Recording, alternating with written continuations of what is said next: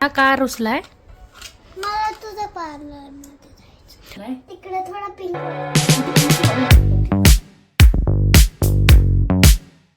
Hello friends, welcome back to my YouTube channel. So आज आहे माझ्या फ्रेंडचं लग्न आणि मी त्याच्यासाठी नारायणगाव येथे जाणार आहे. तर मी BL फॅब्रिक्स सगळ्यांनाच माहिती असेल, शार्क टँकमध्ये आले होते सुरतचे लेहंगावाले. तर तिथून त्या पेजवरून मी एक सुंदर असा लेहंगा ऑर्डर केला आहे. तो लेहंगा म्हणजे हा आहे, खूप सुंदर आहे. म्हणजे याचं खाली कापड वगैरे तर खूप सुंदर आहे. त्याच्यानंतर तो विथ कॅन आलेला आहे. तर हा लेहंगा मी घालणार आहे आज. आणि त्याच्यावरती अनस्टिच्ड ब्लाऊज होतं, म्हणजे ब्लाऊज पीस होता, त्याला मी स्टिच करून घेतले. खूप छान वर्क आहे त्याचं. आणि त्याच्यानंतर त्याचा दुपट्टा पण खूप सुंदर आणि मोठा दुपट्टा आला आहे असं. आणि त्याला जस्ट बॉर्डर आणि बुट्टी आहे, जी की ऑल ओव्हर लेहंग्यावरती आहे अशी. सो तयार होऊन बघू तुम्हाला.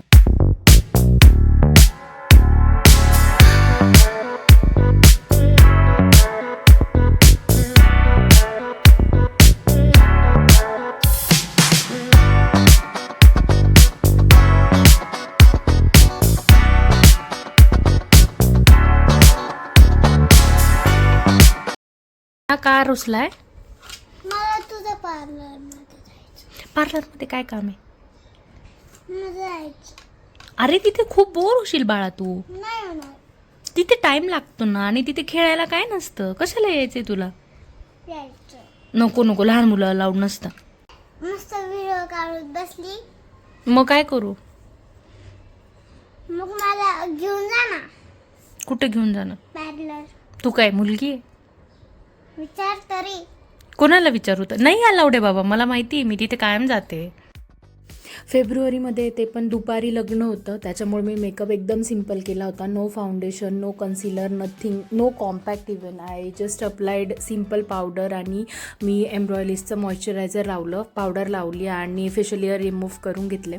त्याच्यानंतर आयब्रोज सेट केल्या आणि देन आय मेकअप केला.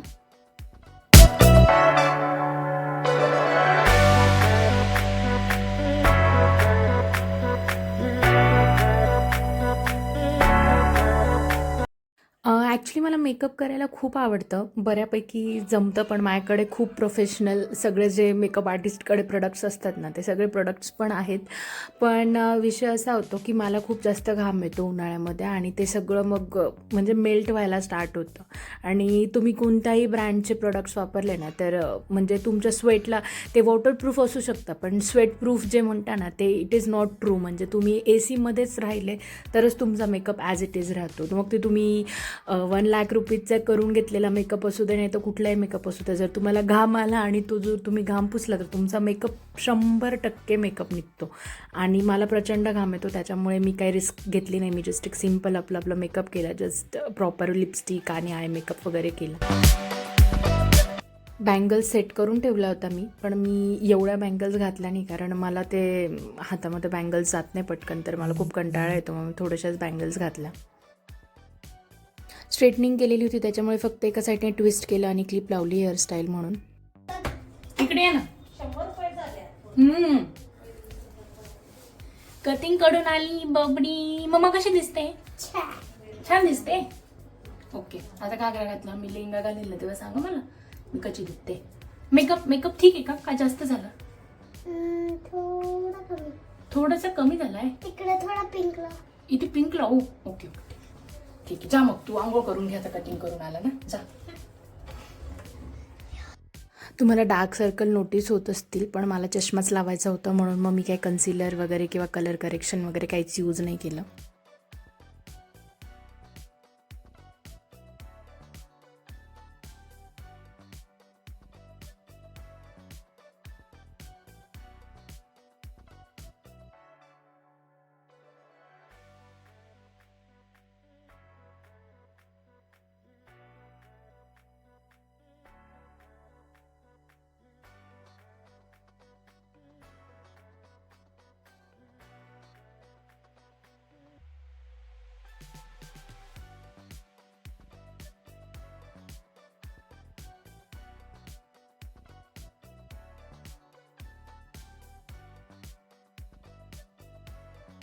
And the final look is here.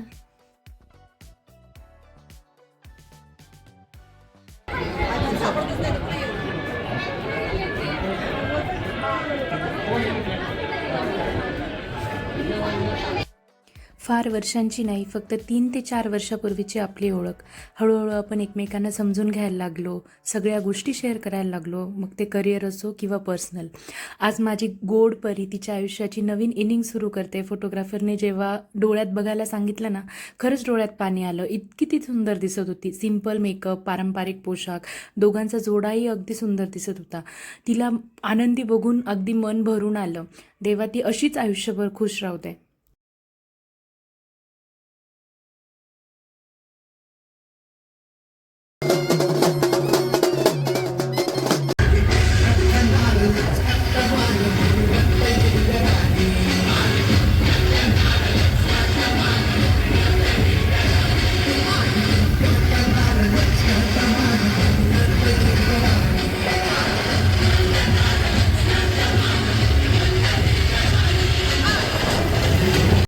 लग्नातलं जेवण खरंच खूपच छान होतं. फक्त म्हणजे चव नाही, त्यामागचं प्रेमही जाणवत होतं. ताटातलं अन्न कधीही उरवू नये, कारण त्यामागे प्रत्येक घासामागे मुलीच्या वडिलांचे कष्ट असतात, आईची जपणूक असते आणि संपूर्ण कुटुंबाचं प्रेम असतं.